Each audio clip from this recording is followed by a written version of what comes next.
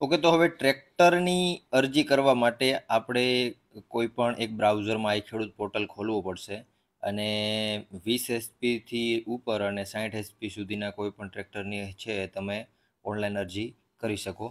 હવે ટ્રેક્ટરની વધારે માહિતી નથી આપતો કારણ કે ઓલરેડી તમે જો અહીંયા પ્રોસેસ સુધી પહોંચી ગયા હો તો એનો મતલબ એ છે કે તમને ટ્રેક્ટરની જે અરજી છે એની બધી માહિતી ઓલરેડી તમારી પાસે આવી ગઈ છે, ત્યારે જ તમે અરજી કરવા આવ્યા છો. અને કદાચ ટ્રેક્ટર સિવાય બીજા કોઈ પણ ઘટક માટે તમારે અરજી કરવી હોય તો તમારે આ જ પ્રોસેસ ફોલો કરવાની છે. એટલે શાંતિથી વિડીયોને જુઓ અને દરેક સ્ટેપ છે એ હું જેમ કહું એ રીતે તમે કરતા જાઓ. હવે કોઈ પણ અરજી કરવા માટે સૌથી પહેલાં આપણે રજીસ્ટ્રેશન કરવાનું રહેશે આ ખેડૂત ઉપર, અને આ પહેલી વખત રહેશે. રજીસ્ટ્રેશન એક વખત થઈ જાય પછી તમે સીધી અરજીઓ કરી શકશો. હવે રજીસ્ટ્રેશન કરવા માટે આપણે આ ખેડૂત પોર્ટલ છે એને ઓપન કરી લઈશું. તમે કોઈ પણ બ્રાઉઝરમાંથી ઓપન કરી શકો. મારી પાસે ક્રોમ છે તો હું ક્રોમ ખોલું છું. હવે આ રીતનું ક્રોમ ખોલી અને પછી આપણે સર્ચ કરવાનું છે આ ખેડૂત પોર્ટલ. તો આ ખેડૂત પોર્ટલ આ રીતનું લખી અને આપણે સર્ચ કરશું. જે પહેલી જ વેબસાઇટ આવે એ વેબસાઇટ ઉપર આપણે વયું જવાનું છે. હવે વેબસાઇટની અંદર જાશું એટલે આ રીતની તમને નવી વેબસાઇટ જોવા મળશે. જૂની છે એ વહી ગઈ છે અને નવી આવી ગઈ છે. કદાચ થોડો ઘણો ફેર હોય, બાકી બધું સેમ ટુ સેમ જ રહેશે. હવે આપણે પહેલી વખત કરતા હોઈએ તો અહીંયા નોંધણી અને જે રજિસ્ટ્રેશન લખેલું છે આપણે એ બટન ઉપર ક્લિક કરવાનું છે. એટલે આ રીતનું જે છે લાભાર્થીનો પ્રકાર તમને પૂછશે. તો આ રીતે તમે ક્લિક કરશો એટલે જો ખેડૂત હો તો ખેડૂત સિલેક્ટ કરવાનું, ખેડૂત સિવાય અન્ય કોઈ હોય તો એ સિલેક્ટ કરી લેવાનું, બાકી જો તમે કોઈ સંસ્થા હો તો એ સિલેક્ટ કરી લેવાનું. આપણે ખેડૂત છીએ એટલે ખેડૂત ઉપર ક્લિક કરશું. ખેડૂત ઉપર ક્લિક કરીએ એટલે આ ટાઈપની કંઈક થોડી ઘણી પરમિશન માગશે, બાકી એની જે ડિટેલ છે ડેટાબેઝમાં એ લેવા જશે અને થોડું ઘણું કદાચ સાઇટ લોડ લઈએ, બાકી પ્રોપર હાલશે. હવે આ રીતે તમારે બીજી ઘણી બધી ડિટેલ નાખવાની છે, જેમાં જિલ્લો તમારો છે સિલેક્ટ કરવાનો છે, પછી તાલુકો સિલેક્ટ કરવાનો છે, પછી ગામ સિલેક્ટ કરવાનું છે અને પછી આ ખાતાની ડિટેલ છે. પણ પહેલાં આપણે આ 3 વસ્તુ સિલેક્ટ કરી લઈએ. હવે આપણે આ 3 વસ્તુ સિલેક્ટ કરી લીધી પછી ખાસ ખાતા નંબર આપણે સિલેક્ટ કરવાના છે. હવે અહીંયા જોજો કન્ફ્યુઝન ના થાય, ખાતા નંબર સિલેક્ટ કરવાના છે, સર્વે નંબર સિલેક્ટ કરવાના નથી. એટલે 8 અનો જે દાખલો હોય એની અંદર તમારા ખાતા નંબર તમને મળી જશે. તો આપણે ખાતા નંબર સિલેક્ટ કરી લઈએ, અથવા તો તમે અહીં ખાતા નંબર સીધા લખી પણ શકો જો તમને યાદ હોય તો. તો આ રીતે આપણા ખાતા નંબર સિલેક્ટ થઈ ગયા પછી આપણે જે ખાતા નંબરમાં નામ હોય ઓટોમેટિક અહીંયા લિસ્ટ આવી જશે, એટલે નામ સિલેક્ટ કરી લેવાનું. આપણે નામ કમ્પ્લીટ સિલેક્ટ થઈ ગયું. હવે જે નીચે કેપ્ચા લખેલા છે એમાં નીચે જે સરવાળો થતો હોય એ સરવાળો તમારે અહીંયા પ્રોપર નાખી દેવાનો. હવે 14 + 1 એટલે કે 15 થાય, તો આપણે અહીંયા 15 નાખી દેવાના. કેપ્ચા કમ્પ્લીટ નખાઈ ગયા. કેપ્ચામાં કદાચ જો તમને કંઈ ના દેખાતું હોય તો અહીંયા જે રિફ્રેશનો બટન છે એના ઉપર ક્લિક કરજો એટલે નવો કેપ્ચા આવશે. પછી કેપ્ચા નાખી અને અહીંયા નીચે જે સાચવો અને આગળ વધવાનું જે બટન છે એના ઉપર આપણે ક્લિક કરશું. હવે એ બધું થઈ જાય પછી તમારે અહીંયા મોબાઈલ નંબર અને ઈમેલ નાખી દેવાનો. ઈમેલ ફરજિયાત નથી, મોબાઈલ નંબર તમારો ફરજિયાત રહેશે. તો તમારો જે પરમનન્ટ મોબાઈલ નંબર હોય એ તમારે અહીંયા એડ કરી દેવાનો. પછી ઓટીપી મોકલો ઉપર ક્લિક કરજો એટલે તમારા મોબાઈલમાં એક ઓટીપી આવશે. તો આપણે એ પ્રોસેસ કરી લઈએ. તો આપણી પાસે ઓટીપી આવી ગયો છે, ઓટીપી નાખી દઈએ. કદાચ 2-3 વખત ઇસ્યુ થાય તો તમારે પાછા નંબર નાખીને ટ્રાય કરવાની.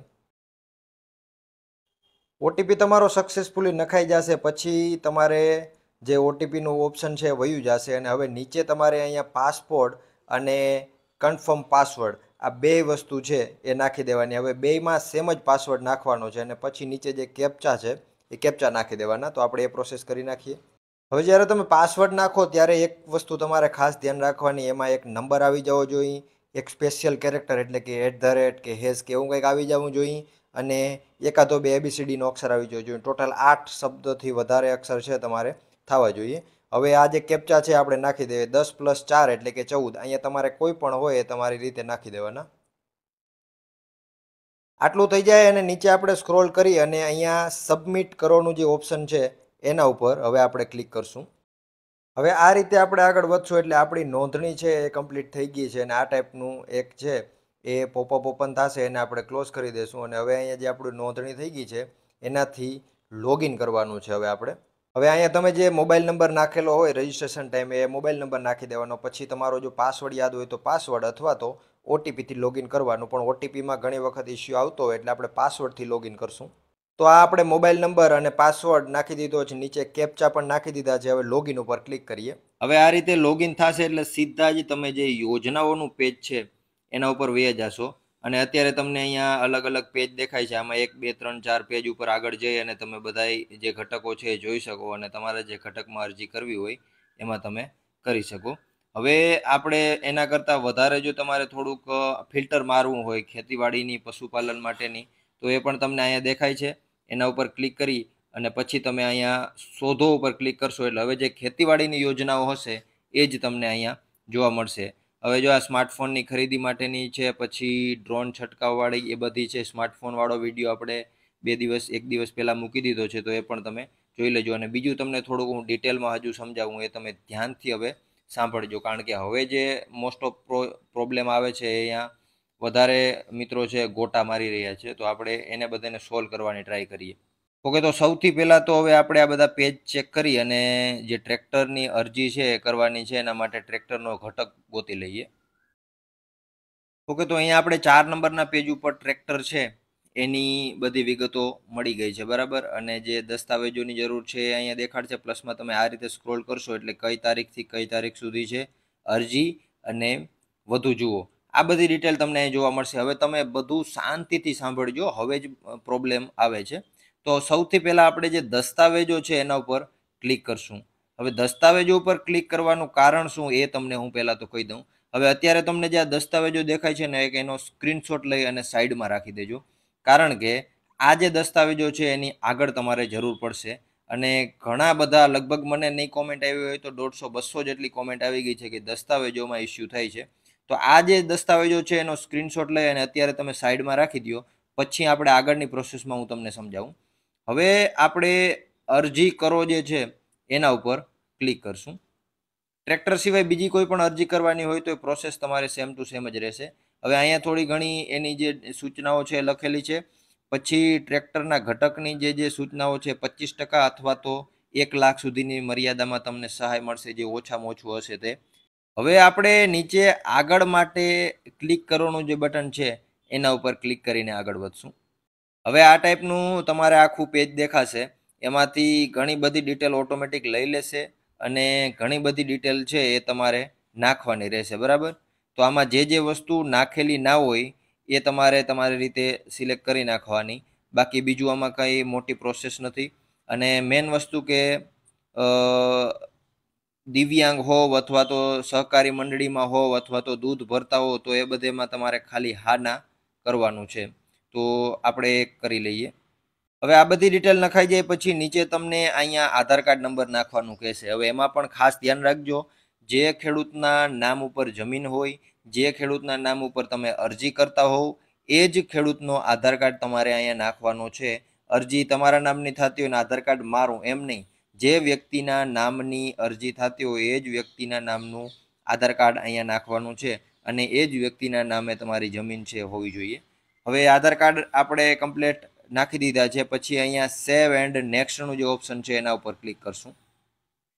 એ તમે આગળ કરશો એટલે હવે તમારે અહીંયા બેંકની ડિટેલ બધી નાખવાની આવશે, બરાબર. અને અહીંયા બેંકનો IFSC કોડ નાખી અને ઉપર પછી જે બટન રહેલું છે એના ઉપર તમે ક્લિક કરશો એટલે તમારા બેંકની બધી ડિટેલ આવી જશે. અહીંયા પણ ઘણા બધા ઇસ્યુ એ આવે છે કે તમારું જે બેંકની ડિટેલ છે એ આવતી નથી ડેટાબેઝમાંથી. તો તમે 2-3 વખત ટ્રાય કરજો એટલે તમારી જે બેંકની ડિટેલ છે બધી તમારે ત્યાં આવી જશે. પછી બેંકના ખાતા નંબર જે લખેલું છે ત્યાં તમારી બેંકના ખાતા નંબર તમારે નાખી દેવાના. કન્ફર્મ બેંક ખાતા નંબર છે ત્યાં તમારી બેંકના જે ખાતા નંબર હોય એ પાછા નાખવાના છે. 2 ખાતા નંબર મેચ થઈ જાય એટલે એ કન્ફર્મ થઈ જશે. પછી અરજદારનું નામ કઈ રીતે, તો કે ભાઈ બેંકની તમારી પાસબુકમાં જે રીતે નામ છે એ જ રીતે તમારે અહીંયા નામ નાખવાનું છે. અને પછી અરજદારનું સરનામું જે બેંકમાં પાસબુકમાં હોય એ જ રીતનું સરનામું તમારે અહીંયા નાખવાનું છે. તો આ બધી આપણે પ્રોસેસ છે ફિલ કરી લીધી છે. હવે હું આગળ વધું છું. આગળ વધવા માટે સેવ એન્ડ નેક્સ્ટનું જે ઓપ્શન છે એના ઉપર આપણે ક્લિક કરશું. હવે આ રીતે આગળ વધશો એટલે તમારી જમીનના જે રેકોર્ડ હશે એ તમને અહીંયા જોવા મળી જશે, બરાબર. આ રીતે તમે જોઈ શકો છો. અને કદાચ તમારા રેકોર્ડ તમને ના દેખાય તો પ્લસ કરી અને એડનું ઓપ્શન છે એના ઉપર તમે ક્લિક કરશો એટલે ત્યાંથી તમે તમારી જમીનના કોઈ રેકોર્ડ આમાં ના હોય તો એ રેકોર્ડ તમે નાખી શકશો. મોસ્ટ ઓફ તો તમારી રેકોર્ડ જે હશે બધા અહીંયા આવી જશે. હવે રેકોર્ડ આવી જાય પછી વધારે રેકોર્ડ હોય તો તમારે કયા રેકોર્ડમાંથી અરજી કરવી છે, અને એક રેકોર્ડ હોય તો જે રેકોર્ડ હોય એને આપણે આવી રીતનું સિલેક્ટ કરી દેવાનું, અને પછી સેવ એન્ડ નેક્સ્ટનું જે બટન છે એના ઉપર આપણે ક્લિક કરશું. વધારે હોય તો તમે તમારી રીતે જેમાંથી અરજી કરવી હોય સિલેક્ટ કરી લેવાનું. બરાબર. હવે આ રીતે તમે ડોક્યુમેન્ટના લિસ્ટ ઉપર આવી જશો. બરાબર.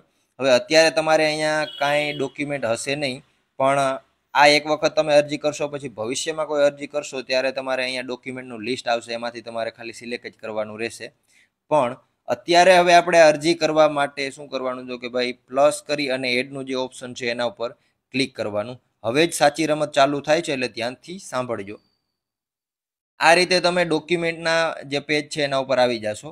હવે આ ઓપન કરશો એટલે તમને અહીંયા ડોક્યુમેન્ટનું લિસ્ટ દેખાડશે. હવે આ ડોક્યુમેન્ટ ઘણા બધા ડોક્યુમેન્ટ આની અંદર છે, અને હવે જ મને ઘણા બધા ક્વેશ્ચન આવતા હોય છે. હવે તમારે આમાં બધા ડોક્યુમેન્ટ અપલોડ કરવાના કે શું કરવાનું?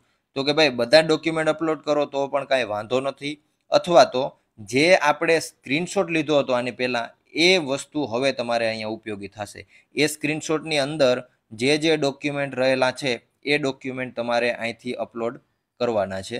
અને એ સિવાયના જો કદાચ તમે કોઈ ડોક્યુમેન્ટ અપલોડ કરશો તો પણ કાંઈ વાંધો નથી, પણ મેન તો જે સ્ક્રીનશોટની અંદર ડોક્યુમેન્ટ રહેલા છે એ આવી જવા જોઈએ. કહેવાનો પોઈન્ટ એ છે કે તમે જે ઘટક માટે અરજી કરતા હો એ ઘટકમાં જે જરૂરી ડોક્યુમેન્ટ હોય એ ડોક્યુમેન્ટ તમારે અપલોડ કરવાના જ છે. બીજી વસ્તુ કે ડોક્યુમેન્ટ ફરજિયાત છે, જેથી કરી અને કોઈ સીધી છે અરજી ના કરી દો. હું તમને એક એક્ઝામ્પલ બતાવું. આપણે આધાર કાર્ડ ઉપર અહીંયા ક્લિક કરીએ તો આ રીતનું કોઈ પણ ડોક્યુમેન્ટ તમે અપલોડ કરવાનું હશે એમાં આગળ અને પાછળના ફોટા માગશે, અને ડોક્યુમેન્ટનું વર્ણન શું કરવું? તો કે ભાઈ વર્ણન કરવા માટે અત્યારે કાંઈ એવું કોઈ ફરજિયાત નથી કે વર્ણન તમારે કરવું જ, પણ કંઈ કરવું હોય તો તમારે કરી દેવાનું, બાકી વર્ણનની કાંઈ જરૂર નથી. હવે આ દાખલા તરીકે અહીંયા આધાર કાર્ડનો ફ્રન્ટ ફોટો અને પાછળનો ફોટો એ મૂકી દીધો. પછી અહીંયા સાચવોનું જે ઓપ્શન છે એના ઉપર તમારે ક્લિક કરવાનું છે. એટલે અત્યારે એવું કંઈ કરતો નથી, તમને બીજું થોડુંક હજી ડોક્યુમેન્ટ વિશે સમજાવું. હવે દાખલા તરીકે તમે 5-7 ડોક્યુમેન્ટ અપલોડ કરી દીધા એટલે ડોક્યુમેન્ટનું લિસ્ટ તમને અહીંયા જોવા મળી જશે, અને કદાચ જેટલા બધા ડોક્યુમેન્ટ તમે અપલોડ કરી દેશો તો પણ એનું લિસ્ટ તમને અહીંયા જોવા મળી જશે. હવે તમારે જે ડોક્યુમેન્ટની જરૂર છે, આપણે સ્ક્રીનશોટ લીધેલો છે એ ડોક્યુમેન્ટને તમારે અહીંયાથી સિલેક્ટ કરી લેવાના. 10 ડોક્યુમેન્ટ હશે તો એની બાજુમાં એક ચોકઠું હશે, એમાંથી તમારે જે ડોક્યુમેન્ટ એડ કરવાના છે તમારે ખાલી અહીંયાથી સિલેક્ટ કરી લેવાના છે. અને જેટલા વધારે ડોક્યુમેન્ટ અપલોડ કરતા જશો પછી ભવિષ્યમાં તમારે ડોક્યુમેન્ટ અપલોડ કરવાની જરૂર નહીં રહે, અને જ્યારે ભવિષ્યમાં અરજી કરશો ત્યારે માત્ર તમારે સિલેક્ટ જ કરવાના રહેશે. હવે આટલી બધી વસ્તુ થઈ જાય, તમારા ડોક્યુમેન્ટ કમ્પ્લીટ સિલેક્ટ થઈ જાય પછી તમારે અહીંયા જે સબમિટ છે એના ઉપર ક્લિક કરવાનું છે, અને કદાચ તમને કાંઈ લોચો લાગતો હોય તો સેવ એઝ એ ડ્રાફ્ટ પણ તમે કરી શકો.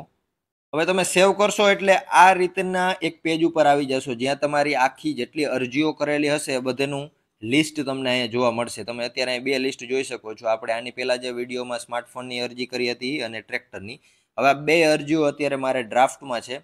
ત્યાં તમારે જોઈ લેવાનું કે તમારી અરજીનું સ્ટેટસ શું છે. ડ્રાફ્ટમાં છે એનો મતલબ એ કે મેં હજી અરજી કરી નથી, પણ તમે અરજી કરી હશે એટલે એનું સ્ટેટસ અહીંયા પ્રોગ્રેસ અથવા તો કન્ફર્મ કે એવું બધું આવશે, એ તમારે ખાસ જોવાનું. અને ભવિષ્યમાં પણ જો તમારી અરજી છે પાસ થઈ કે નહીં એ પણ તમે અહીંથી જ જોઈ શકશો.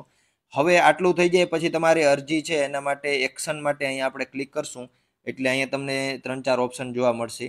હવે અરજી જોવાનો ઓપ્શન મારે એવા માટે આવે છે કારણ કે અત્યારે મારે ડ્રાફ્ટમાં પડી છે. તમારી અરજી થઈ ગઈ હશે એટલે તમને અહીંયા વ્યૂનું ઓપ્શન આવશે અથવા તો એને પ્રિન્ટનું ઓપ્શન આવશે, એટલે ત્યાંથી તમે તમારી જે અરજી કરેલી હશે એની પ્રિન્ટ પણ તમે કાઢી શકશો. અને એ પ્રિન્ટ છે પછી તમારી અરજી જ્યારે પાસ થશે એટલે તમને કોલ આવશે કે ભાઈ તમારું જે ડ્રોમાં નામ આવી ગયું છે અને તમારી અરજી પાસ થઈ ગઈ છે.